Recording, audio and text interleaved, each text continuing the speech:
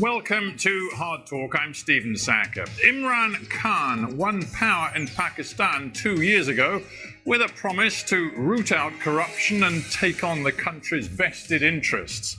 So how's it going? Well, rising food prices and the COVID pandemic have left many Pakistanis feeling worse off, while the anti-corruption drive has become a political battleground.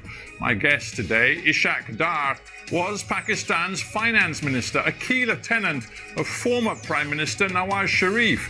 Now, both of those men are trying to rally opposition to Imran Khan. But how much credibility do they have?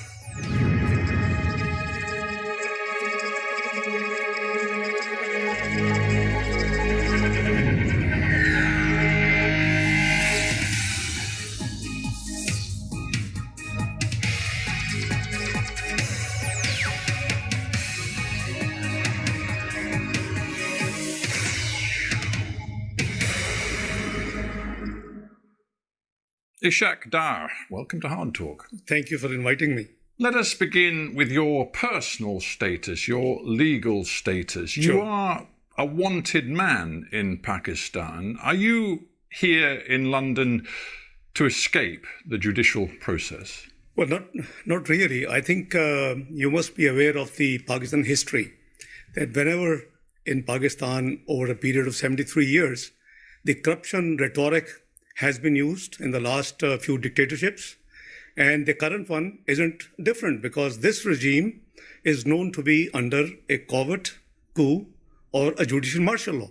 So I can prove that there is nothing against me, and I have all the evidence. I hope that you know that the prime allegation against me, my name was not in Panama paper. My name was not in the 20th of April. Let me stop you, because some people will not be following this in great detail. Sure. You're saying your name was not in the Panama Papers. Nonetheless, sure, we learned an awful lot from those Panama Papers published in 2016 about sure, monies being stashed away in foreign bank accounts, and it involved some very top-level Pakistanis. And there was reason to believe that not just Nawaz Sharif's family was involved, but your family too. No. There isn't any mention of my family at all. I'm not saying there was a specific mention of your family, but the National Accountability Bureau decided after the publication of the Panama Papers to look very closely at yours and your family's interests, assets and accounts. Most welcome. And they found that there were grave problems with your accounts. No, not at all. Not at all. Because you see, I'm sure that you would be privy that it was the Supreme Court direction which set up a joint investigation team, which is extrajudicial activity which Supreme Court decided. And there were two military intelligence members who were virtually governing out of the 6 members of the JIT. So you see, there is a background. Well, I'm actually interested in what's known in Pakistan as the National Accountability Bureau, which is the main agency of anti-corruption. And they look very carefully at you and your family's interests, as you well know. And in September 2017, they concluded that you and your family owned assets, quote, beyond your known sources of income. They said quite specifically, the accused, that is you, has acquired assets and pecuniary interests, resources in his own name and the name of dependents, totaling roughly $6 million US, more than 830 million Pakistani rupees. Now, is it your contention that the National Accountability Bureau has no integrity? It has lost its integrity long time back. It is an institution which is used against political opponents. But you didn't say that with respect, sir, when you were a very senior serving government minister. No, I did. I held press conference and I explained, by the way, this number is as per my tax return. I never missed. You see, the prime allegation against me, which was in the JIT report, on the basis of which Supreme Court directed NAB to file a reference, was that I did not file 20 years tax returns in Pakistan. 1981 to 2001. A UK qualified chartered accountant, never missed reporting his tax matters in UK when he was here till 1976. And then in the North America, 2 years, and in Pakistan since 70 and never missed any tax return. So this is such a blatant allegation. Is it? Well, in that case, let's be very open and transparent with each other. I've interviewed many government officials and ministers around the world over many years, and they always say, "Oh, I'm not responsible for any corruption at all, and I believe in transparency." I do. You do. Oh, so yes, how many properties do you and your family own? It's all declared in my tax returns. Well, just give me the answer, because I don't know. How many properties do you and your family own? I have my main residence in Pakistan, which has been taken over by this regime. So I haven't got too many properties. But how many properties do you and your family own? My net worth is what has been reported. How many properties do you and your family own? One. One sole residence. You and your family own one property. My sole residence. So all of these stories in the Pakistani press about multiple properties owned by your family inside Pakistan, property interests overseas, including in Dubai, wherever, and we're sitting in London. We're sitting in London. You own nothing in London? No. Your family, not just you, your family. No, not at all. Own nothing? No, because and Dubai? The government... Dubai? My sons have just one villa, which is owned by them. They're in business for the last 17 years. So when I asked you how many properties you and your family own, and you said one, that wasn't strictly true. No, it is strictly true, because they're adult, they're married, they're 17 years, they're in business, so they're independent of me. You know very well that when the NAB looked at your assets, they were looking at you and your family. I have no issue. My family, everything is accounted for. That's exactly... See, if all of this is so clear-cut, you only own one property in the entire world. Your tax records have been kept and given to the authorities over the last 20 years. If everything is so crystal clear, why do you not go to Pakistan and make this case in a court of law? Well, the court of law, my lawyers were there. I'm here for medical treatment. I have a cervical issue. You've been here for best part of 3 years on this medical issue? Almost, yes, I am. Are you still really suffering? Yes, I am. And you couldn't possibly get back to Pakistan? Well, let's see what's happening in Pakistan. Where are the human rights? What's happening in NAB custody? Where people have dozens of people have been killed virtually. But sorry, you're saying that people being investigated by the NAB, the National Accountability Bureau, have been killed? In the NAB custody, many people have died. Yes, it's an open secret. You Google and you would have all the detail. I can leave detail with you if you want to. You see, this institution has been politically used against opponents. As I said, that I never missed a return. The premise of the entire thing, and whatever they say, my net worth is already, if it is documented in my tax return, and my tax return is not missing, so it is totally accounted for. So what is the issue? The issue is something different. Because Mr. Sharif was fighting for the civil supremacy, and I have always been fighting for the financial and fiscal discipline, transparency. Right, so you introduced the name Mr. Sharif, so I think we need to talk about Mr. Sharif as well as yourself, because Nawaz Sharif is also in London, also on medical grounds. He manhandled by the NAB. Well, in his custody. Manhandled, you say. Yeah. The truth is, Nawaz Sharif is a convicted criminal. Well, I hope you know that both cases in which he has been convicted, in both judgments, it has been written that the prosecution has not been able to prove any corruption, any kickback, any loss to the exchequer. So what else we want? I'm sorry, sir, but it is quite clear that he is a convicted criminal. And again, the Accountability Court, which works alongside the National Accountability Bureau, found against Mr. Sharif. I believe he was given a 10-year sentence, and it was reduced ultimately to 7 years. He was then allowed to come to London on medical grounds, the same medical grounds that brought you to London too. So here there's two of you sit. And now... You and you of course used to be his finance minister in the Pakistan government. You and he put yourselves forward as leading voices in the opposition in Pakistan, demanding early elections and an end to Imran Khan's government. And I ask you, what credibility do you think you have with the Pakistani people? I think what credibility Imran Khan government has. The world has witnessed that it was a stolen election. It was a rigged election. It's not we are saying. We have experienced. All pre-poll 2018 surveys indicate the PMLN will win. But the observers, the Human Rights Commission of Pakistan, the dirtiest election. Everybody knows the election has been stolen from us. So I think we have every right. I just looked back at the EU Monitor's report on that election. Yeah. They reported some grave concerns about abuses in specific places, not involving just one party, but several different parties. But the final and ultimate conclusion was that they believed the result was credible, that Imran Khan's election victory in 2018 was credible. That was the conclusion of the EU report. Then you haven't read all the reports. The Human Rights, Commission you can cherry pick the most negative. I'm telling you that the EU monitors, highly respected, independent monitors, looked at everything that happened in Pakistan, and they concluded that Imran Khan's victory was credible. No, Free and Fair Election Network, which is the global one. Do we have any question on their integrity? What do they report? I don't believe that there's ever been an election in Pakistan without some abuses where every single thing was conducted with freedom and integrity. That doesn't work in Pakistan. The truth is, Imran Khan has a democratic mandate. He's been in power for 2 years, and you are now saying to the Pakistani people, he must be removed from office. Mr. Sackur, this election has been stolen. It was a rigged election. There was a pre-poll rigging. Electables from our party were pushed to his party using the NAB. During the day, the results transmission system was choked off and was put off of hours. Our polling agents were expelled from the poll.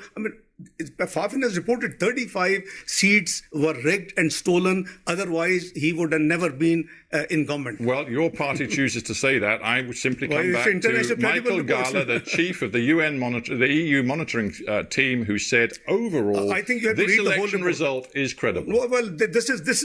You haven't read the whole report. Let's go to the whole report of EU chief. Please go through what did he say before this last sentence. Well, of course, his conclusion is the most important thing. I think you'd agree. Maybe you wouldn't. Okay, let's move on. Let's talk about what your tactics are now. Because as I've said, you and Nawaz Sharif are sending your video links back into Pakistan, sometimes to thousands of people, demanding an early end to the Imran Khan government. And this is what, just a month ago, Nawaz Sharif said to thousands of people in Punjab. He said that the integrity of the army chief, General Qamar Javed Bajwa, had disappeared. He said that the general was responsible for levering him out of office and rigging 2018, as you've said. Quote, this is what Nawaz Sharif said. You, directly to the general, the chief of the army, he said, you packed up our government and you put the nation at the altar of your own wishes. You rejected the people's choice in elections and installed an inefficient, incapable group leading to economic catastrophe. What an extraordinary thing to say of your country's chief of army. It's a reality. The buck stops at the top. And the deep state is known what deep state does in Pakistan. Is it a surprise to you, Mr. Sackur? It is known to the world. As Hillary Clinton the other day just gave an interview. And she said, what is deep state? Quoting Pakistan as an example. So please, we must be fair to analyze things. The election was stolen. It started off from Dawn leaks. Mr. Sharif has been struggling for the supremacy of democracy, for the supremacy of parliament, and I have been struggling for the fiscal and discipline and the transparency. Is it wrong? UK has been upholding the democracy and the democratic values. We would think that you would be supporting us. So let us be clear. You are saying that the Pakistani military, the army in particular, are subverting all democratic processes in your country. Is that what you're saying? This is the global reports. It's not... No, I want to be clear what you're saying. Because the Pakistani people will be listening to this interview and you are condemning the military of your own country as subverting your democracy. It's not the military. I think we have to talk about the individuals. It's not all the entire institution. I think let's create a difference. It's the wish list, it's the plan of certain people who enforce in Pakistan martial law. So you're saying the army is led by General Bajwa, who in yours and Nawaz Sharif's opinion is entirely subverting democracy. Is that what you're saying? Well, I think I want to be clear. Let's re-articulate. What we are saying, that if the elections were rigged, it is now established without any ray of doubt. So if the elections were rigged and somebody has been planned, it's not we, it is the Interior Minister of Pakistan gave a statement that if Mr. Sharif had not got problem with the deep state and the institutions, he would have been fourth-time Prime Minister. Why would he say it? So let me be clear. You're now alleging that this is entirely unacceptable when your erstwhile boss and your very close ally, Nawaz Sharif, was working hand in glove with Pakistan's military dictator, General Zia, for many years. And suddenly he's decided that the military and the way they interfere in politics in Pakistan is entirely unacceptable. What kind of hypocrisy is that? I disbelieve this analysis. Frankly speaking, I disagree with you. Well, what bit of what I've just said is maybe wrong? Evolution process. Evolution process. Yeah, because you mean because then he was in power and now he's out of power, so he's really angry with the army because they won't work with him. No, it's not the first time. It's the third time he was Prime Minister, and Imran Khan, own Interior Minister, tells the whole world that Mr. Sharif would have been fourth-time Prime Minister if he had not got trouble with the establishment. You see, Imran Khan may be unpopular in Pakistan now, but when he heard what Nawaz Sharif said last month at that rally, when he directly targeted the Chief of Army, Imran Khan said this. He said, "How dare Nawaz Sharif point to the general and blame him for what is happening in Pakistan when for years Mr. Nawaz Sharif polished the boots of a former military dictator." When Imran Khan said that, I dare say he actually had a great deal of sympathy from many Pakistanis who know hypocrisy when they see it. I think you probably haven't seen his 21 clips, how he has been maligning the military army chief, the intelligence services of Pakistan. And not too long before, it's just last year when he was in the United States, he gave a statement that it is the ISI, our intelligence service, which actually was responsible for the Osama bin Laden and its killing, etc., etc. So I think when he was out of power, when he was in opposition, he had given 21 different statements at different times. He was known as Taliban Khan. I mean, I don't know. Are we talking or wish to discuss his performance and our performance? Are we here to talk whether it is a pure democracy or is it an anocracy? You and other opposition elements have created this Pakistan democratic movement. You want to deliver early elections and see Imran booted out of power, but many people, even in your own movement, are now backing away from this targeting of the Pakistani military. For example, Bilawal Bhutto said it was regrettable that Nawaz Sharif had named the military chief by name. And even Mr. Sharif's own daughter, Mariam, had to stress at great length that she was not anti-military. It sounds like Nawaz Sharif has overstepped the mark. I think there seems to be a confusion. Mr. Nawaz Sharif, as Prime Minister or otherwise, is not anti-military. Please, let's be very clear. He blames certain individuals. And as I said, the buck, stops at the top. If the Dawn leaks were there, there's a huge, history about that. I'm sure you will be privy to Dawn leaks. It relates to FATF. It relates to Pakistan going back to grey, which we brought out from grey and it was white. So I think, if Mr. Sharif talks of certain interventions which are against the oath, against the constitution of Pakistan, is something wrong? Let's talk about politics and your message to your own people. We know that Pakistani people are suffering right now. Food price inflation is soaring. COVID-19 is seeing a second surge in your country, creating real economic difficulties. There's going to be barely any growth in the Pakistan economy this year. In the midst of all of that, you are creating a new level of political instability, demanding that Imran call early elections, calling him illegitimate, banging on about the vote rigging, claiming that the army is really in power. Do you think that your approach is really helping the interests of the Pakistani people? I think you have to be neutral umpire, Mr. Sackur, for a moment. 2014, we won the election 2013, massive majority, 2/3 almost.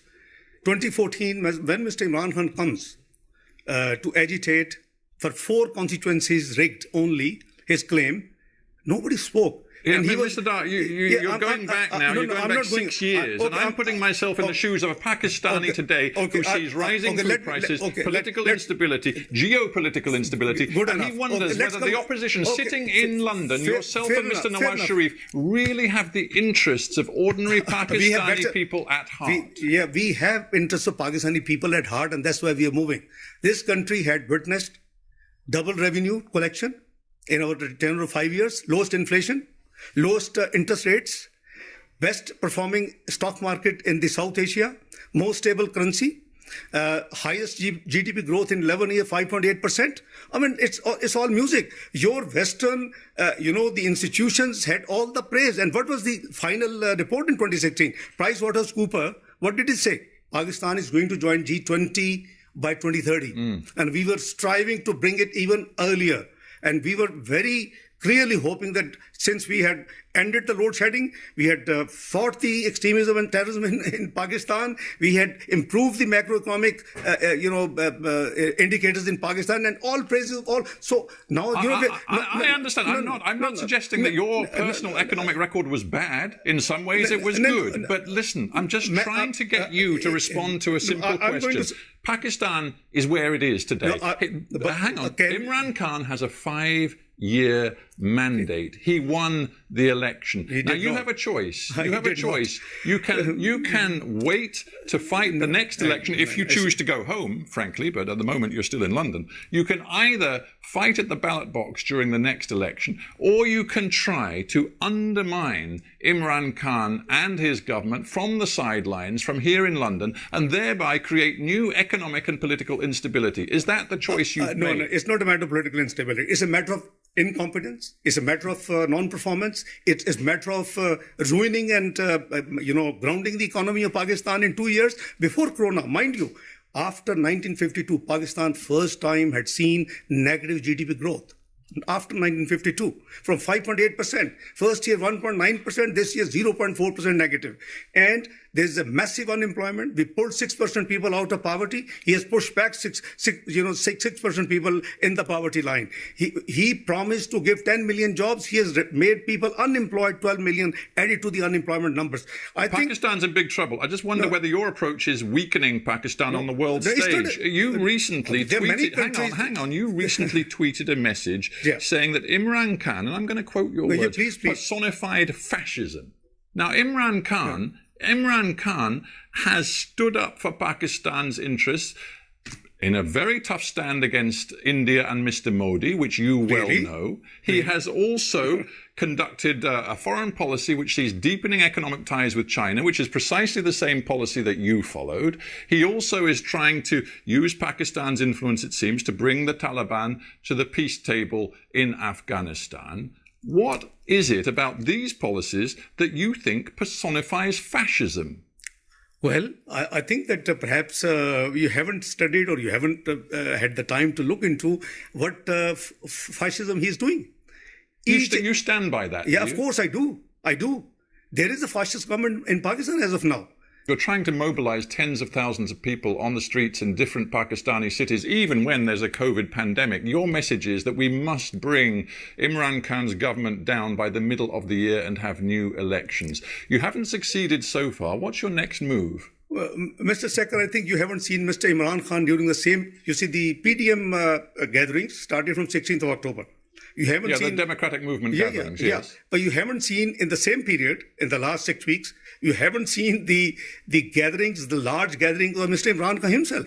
COVID would not spread. What is your next move? Well, our ultimate aim and our ultimate goal is supremacy of, democracy in Pakistan, the free and fair election, which would be transparent and should be acceptable to the world observers. And presumably the rule of law. And the rule of law. So will you go home to face the rule of law? Of course I will. Rule of law and transparency. And, the constitution has to be, all institution has to work within the domain which has been prescribed in the Constitution of Islamic Republic of Pakistan. I think we'll be very happy. So right now, when I tweeted, I have no regret, and it is the ground reality. I mean, I can give you, a prime minister who calls the Director General of the Federal Investigation Agency and gives them names and says, go and arrest them. I mean, what sort of, governance this is? Well, we have to end it there, but I do thank you very much indeed for coming into the Hard Talk studio. It's a pleasure. Ishaq Dar, thanks very much. It's a pleasure. Many thanks.